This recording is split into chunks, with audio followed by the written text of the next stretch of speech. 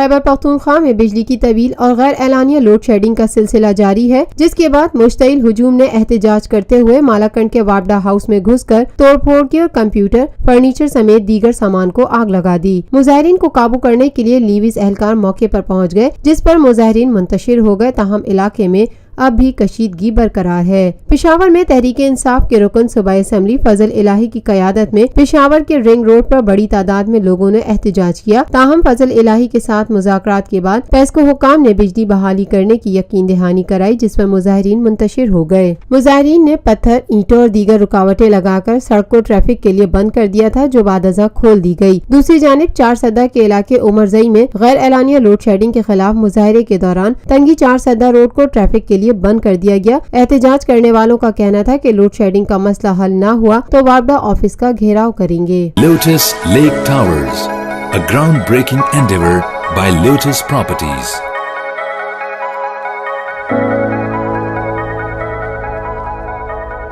ملکی، بین الاقوامی، سماجی، سیاسی، تجارتی، ثقافتی، تفریحی، معلوماتی اور کھیلوں سے جڑی ہر چھوٹی بڑی خبر کا مرکز TNN TV۔